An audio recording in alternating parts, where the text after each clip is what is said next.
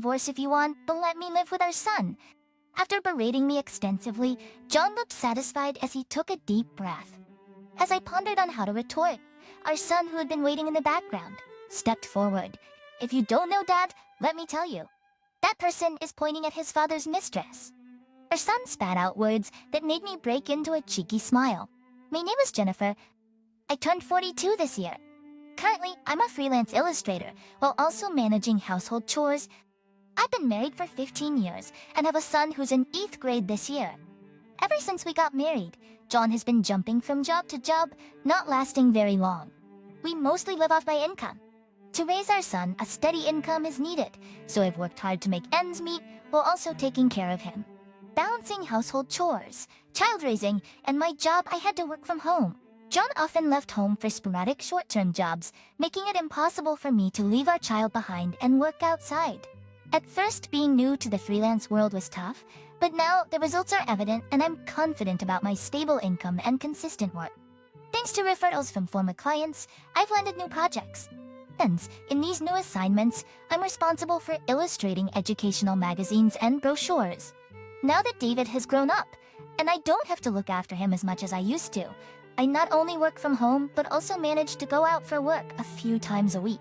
Thus, the three of us live together harmoniously, but there's something that's been bothering me. It's about John. Seeing that I've been earning steadily, John doesn't seem eager to find a new job and has been quite aimless. I'm always worried if it's okay for him at 44 to be living like this. He rarely works full-time, so he should have some free time, but John doesn't help much with household chores or child raising. It's been like this since we got married, so I've kind of given up on it. He doesn't seem to be interested in our son, David, who's now in those challenging teenage years, which annoys me. David may not be very talkative and seems distant, but there are times when he helps with the chores when I'm not looking. Maybe he's seen me juggling work and household chores since he was little, so he's the kind of boy who voluntarily offers to help.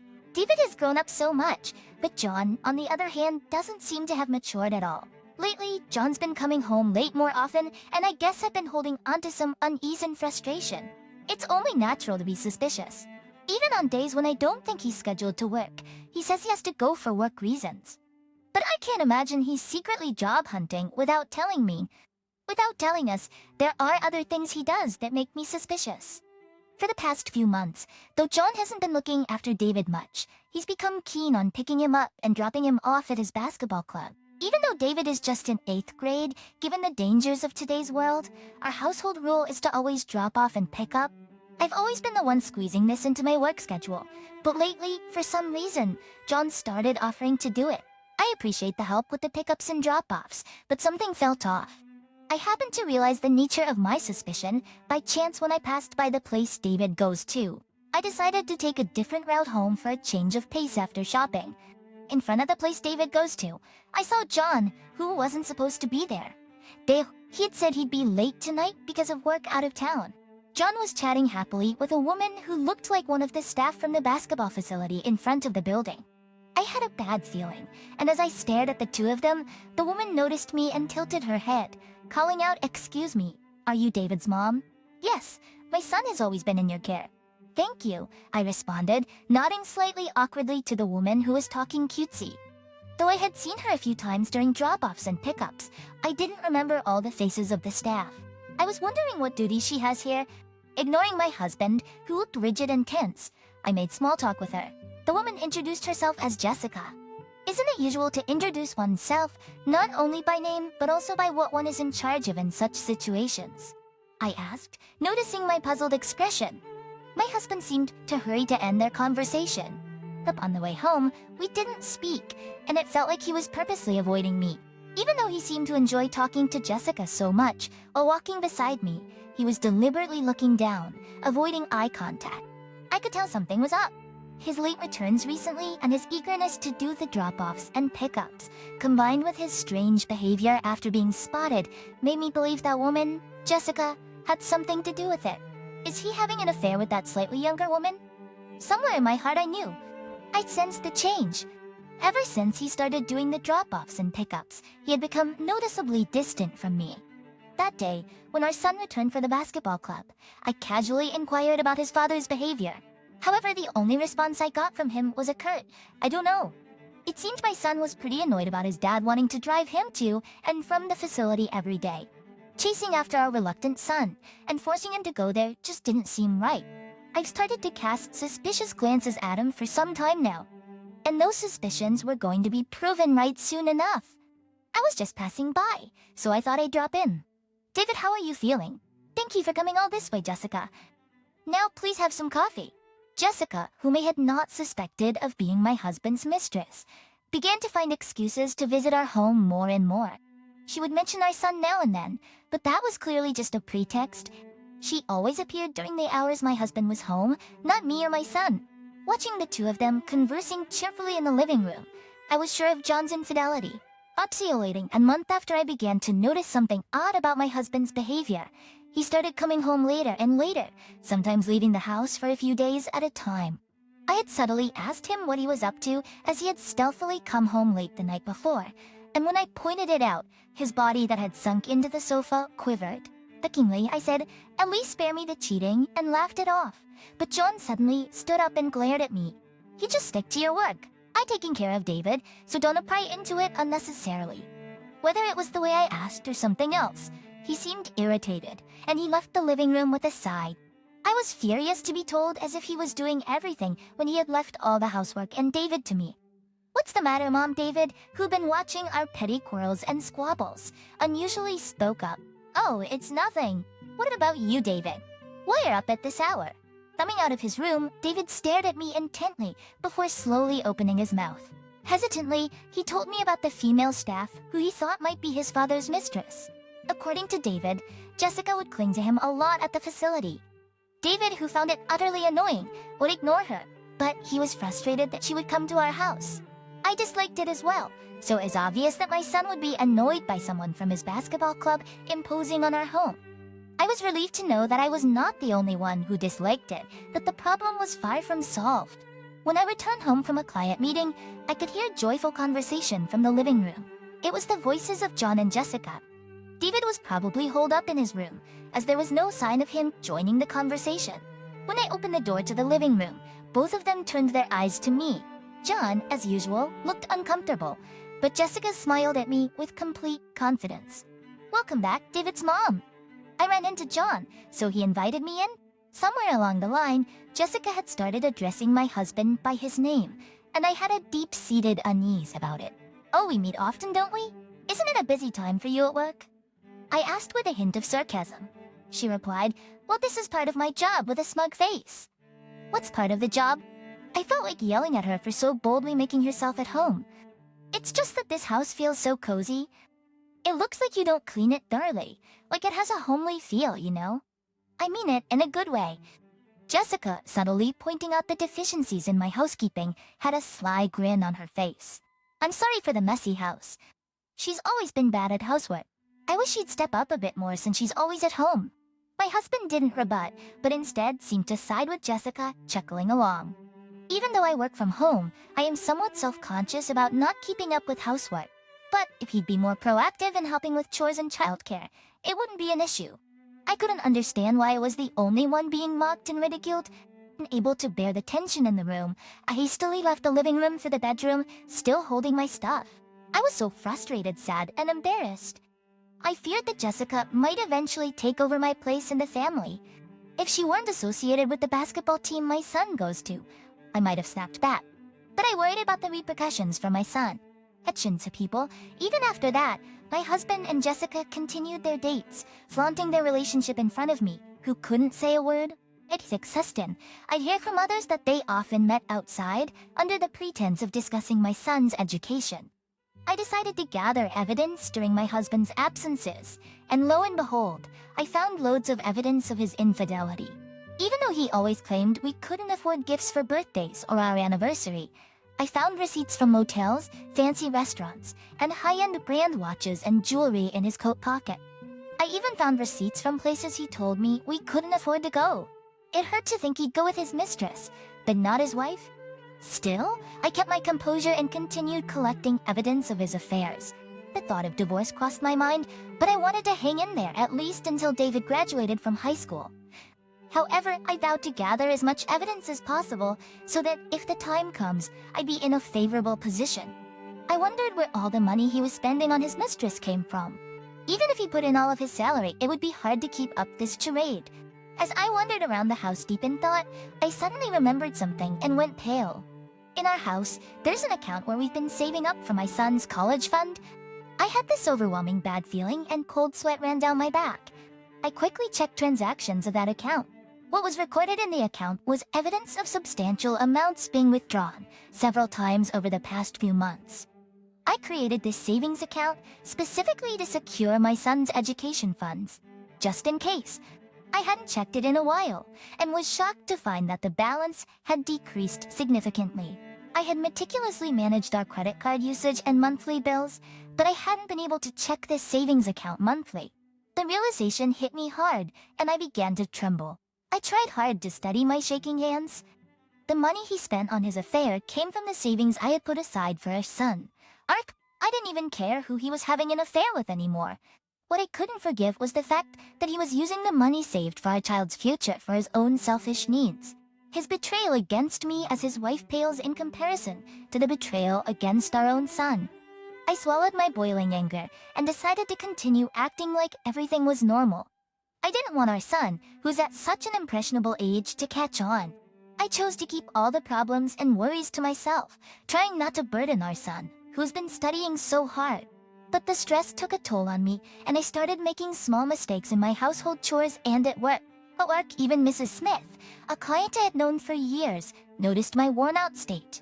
Don't overdo it at work. But if there's anything bothering you, please let me know anytime. Thank you, Mrs. Smith. I felt pathetic for making her worry, but her words did offer some comfort. While I was struggling, my husband seemed to be having a blast with his mistress, more than ever. Without my interference, he seemed more relaxed. Sooner or later, our son, David, would inevitably face the problems surrounding our family. David noticed my downtrodden demeanor and silently approached to help fold the laundry. I kinda know what's going on. Oh, he was like, do whatever you want to do, Mom. You don't have to worry about me. He took the folded laundry to the dresser. He's not much of a talker, but his thoughtful actions warmed my heart. And it made me even angrier at the trader who touched the money I had saved for our precious son. There needed to be some sort of retribution for the trader. First, I wondered if I should reach out to that person who told me they'd always be there to support me. I clenched my fists tightly and swore vengeance on my husband and his mistress. One evening, my husband suddenly informed me he'd be away for almost a week due to work. He claimed it was for a training program in another state, but I doubted that was the truth. The restaurant chain he works for only operates within our state and doesn't have any locations or offices outside. When he took the job, the very same husband boasted that one of its perks was not having to relocate out of state. When my son and I heard this story, we responded, but deep down, we were both highly critical of John. My son casually said to my husband, "You know, I heard one of the staff members from my club is going to be off work for a week as well. At this time of year, I don't know if she's going on a vacation, but that seems pretty unusual. I mean, it would be difficult to go on a week-long vacation unless you have some cash." As we were talking casually, my husband looked at us with a surprised expression. Until then, he had been proudly talking about the intensity of the training he was going to attend, but he suddenly became silent and looked down. Glancing at him, I noticed he was anxiously looking at his smartphone. Ever since I found out about my husband's infidelity, I have been keeping track of both him and Jessica. I even hired a private investigator who informed me that Jessica, who works at the basketball facility, is also taking a week off. I've always known that my husband's business trip was just a cover for a romantic getaway. I could have caught him in the act, but I had other plans. I've been planning something ever since I found out about my husband's intentions to travel with Jessica. Of course, I had no intention of proceeding without my son's consent, but now he's on board. On the day of their trip, I said goodbye to my eager husband, and then my son and I started cleaning the house. Along with cleaning, with the help of some relatives who came over, we also started packing. Our plan was to move out while my husband was away and stay somewhere else. Until we found a new home. We were going to stay with some relatives for a bit. And upon hearing our situation, the relatives, angered by my husband's actions yet concerned for David, gladly offered us a room. Moreover, I made sure that my husband could not access our savings account by transferring all the remaining money to my personal account. While making preparations, I noticed my husband's belongings were left behind. I could not leave his things behind when we moved out of the house. After some thought, I decided to send his belongings to a specific location. After getting Mrs. Smith's consent, I handed over the boxes to the pickup service. Looking around the tidy house, my son and I shared a smile. A few days after we moved, I was surprised by the sudden ringing of my phone while staying at my relative's place. Seeing the caller's name made me sigh involuntarily. "Hello, Jennifer." "Clint, what's going on in the middle of the day?" "Actually, during my training, I ran out of money. Can you transfer some to my account?" My husband, who called in a panic, was obviously lying and begging me for money. No wonder our savings account was empty. He could not withdraw any funds. He must have been in a difficult situation since he sounded much more desperate than usual. Was it because he did not want to look bad in front of Jessica? I was extremely frustrated. When I declined, he almost sounded like he was about to cry. With a smirk, I asked, "Why don't you just use the account you always withdraw from? Isn't there still a lot left?" After a moment of silence, he started yelling and said, "Are you okay with me being broke?" But I didn't indulge him. Instead, I goaded him further, saying, "Your training's gonna end soon anyway. You'll be fine even without money." Suddenly, in the background, the frantic voice of a woman could be heard. That's right, I had been waiting for this moment. Taken aback by Jessica's voice in the background, my husband hastily hung up. Now everything was in place. The next day, my son and I were headed to a specific location, a magnificent mansion with a well-maintained garden. Anyone could tell that the residents were wealthy. A time cue, my son and I found my cheating husband and his mistress in a room. So, my terrified husband sat on the floor, apologizing to someone. That then someone, with a stern look on her face, was Mrs. Smith, a longtime client of mine and currently the principal of a middle school. David, my son, goes to her school, and Mrs. Smith and I have built a close relationship over the years. So we trust each other with our personal troubles. I'm really sorry for my husband's trouble. I should be the one apologizing. Because of my good-for-nothing daughter, all this happened. It turned out that Jessica, who was on a trip with my husband, was grilled by her parents for a package she received at home and had no choice but to return home immediately. Naturally, she told my husband, John, to come with her. Upon hearing Mrs. Smith's words, my husband started to shake in fear. Mrs. Smith had always been concerned about my deteriorating health after knowing about John's affair. When I finally confided in her about the affair and she found out that the mistress was her daughter, she was utterly devastated. But Mrs. Smith wanted to make amends for her daughter's actions and had been cooperating with me ever since. She deeply apologized to me, pointing at the piles of boxes. She sternly reprimanded her daughter, saying, "You should be ashamed of yourself for always wanting what isn't yours. Your father and sisters were dumbfounded when they saw these packages yesterday." But Jessica tried to defend herself, saying it was a misunderstanding and questioning why someone would send so many packages to her house. John, who had been silent, was unable to come up with a decent excuse. After I glared at him, Jessica, with a panicked look on her face, blurted out that she didn't know her mother worked with me. She never wanted her strict mother to know about her affair with a married man. The man. Mrs. Smith, being an educator, possesses a strict moral code and won't tolerate dishonest behavior. She probably wouldn't ever forgive her daughter's actions. However, I couldn't muster a shred of sympathy for Jessica. I'm going to insist on an apology from you. I'll make sure my daughter pays for her sins, even if it takes her whole life. I'll ensure she fulfills her responsibilities. You've got to be kidding me. Why is this happening to me? Ignoring the hysterical Jessica, I quietly glared at my silent husband standing next to her.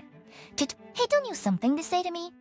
As I sent a sharp glance towards David, for some reason, he started berating me. Jessica is a wonderful person. She thinks about the children way more than you ever did. Jessica's domestic and doesn't act all high and mighty even though she earns more than me. You're a failure as a wife. Really. We can divorce if you want, but let me live with our son. I plan on raising him with Jessica. After vehemently berating me, my husband took a satisfying breath. While I was thinking of a retort, David, who had been standing behind me, stepped forward. She's not a regular staff there, just an intern at the club.